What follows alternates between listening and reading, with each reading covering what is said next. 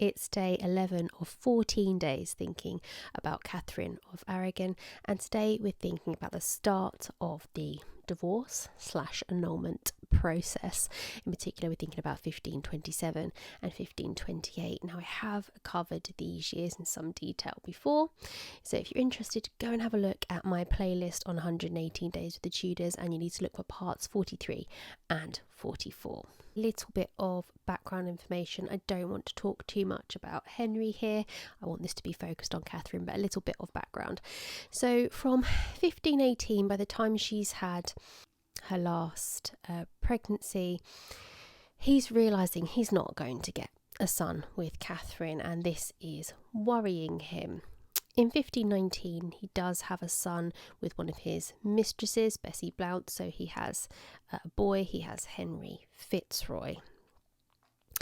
He then moves on to a mistress, Mary Boleyn. Katherine is aware of this, but she makes no outward sign of anger or displeasure. She very much keeps her calm here. That then ends by 1525. By 1526, we know he's pursuing Anne Boleyn. We also know that somewhere in that time, he's decided he's no longer going to visit Katherine's bed. I've seen one reference saying that stopped around 1523 and another saying around 1526, but at somewhere in all this muddling around with other mistresses and his realisation he's not getting a son from Katherine, he has stopped trying to pursue that with her entirely. May of 1527, Katherine knows something's wrong, something's different here, something's going on.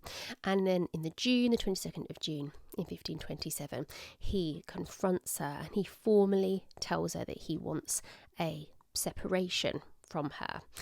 She's furious. She says absolutely not. He's furious with her response and essentially just retreats from the situation.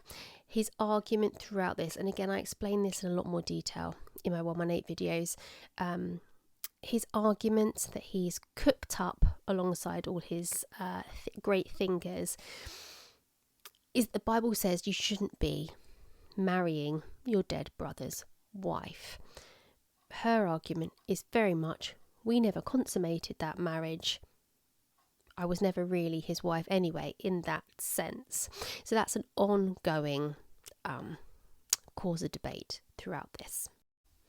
Katherine is very proactive here. She straight away writes to her nephew Charles. Now, if you remember, we talked about how the fact he's kind of starting to cut her off now anyway. He's actually being a little bit useless. But she writes to him very angry, demanding two things: demanding that the Pope intervene here and demanding that Wolsey has his kind of authority in England removed, because Wolsey is a cardinal and that authority is given by the Pope rather than the king. So she wants his English authority gone.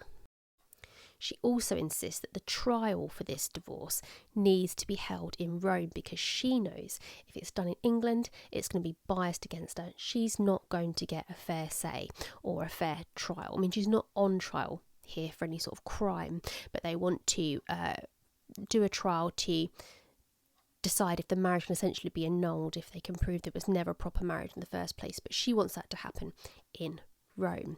She doesn't get that, but what she gets is she gets the promise of another cardinal that isn't Wolsey to be sent to England to kind of preside over this and sort this out.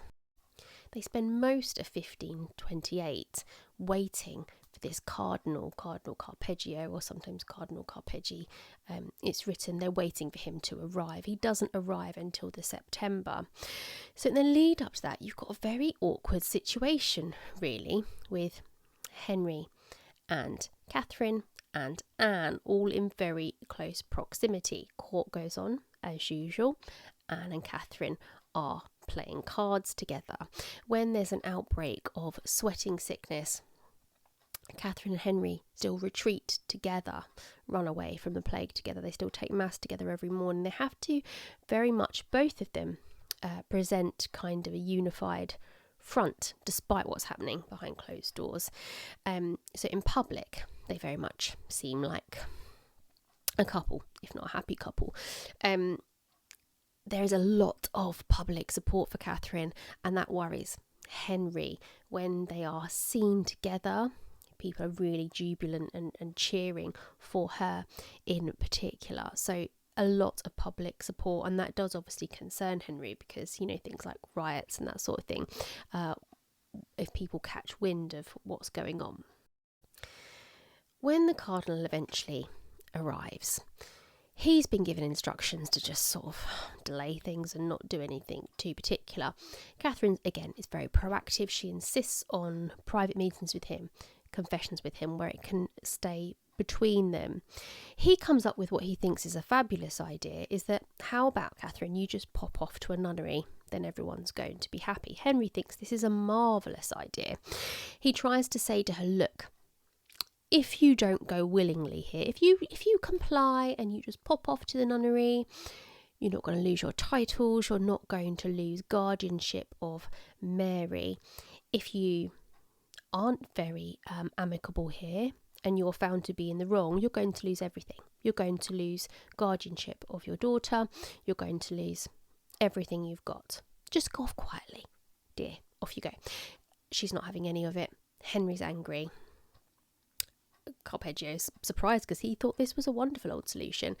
So what then happens? Henry takes a more bullying stance. He sends people to talk to Catherine, to say that she's a terrible person, that she has been terrible to the king, that she's an awful woman, she's dangerous, and she's not safe to be around Mary. So she's then separated from Mary. They really think that this will bully her into the nunnery. She's still saying no. Wolsey is trying his darndest at the moment to paint her as a diseased and sex-crazed woman. It's a real sort of smear campaign going against her. Her life is made even more difficult at Christmas. She's at Hampton Court with her husband, Anne is there as well with her own kind of retinue, and the two women just fall to ignoring each other the best they can.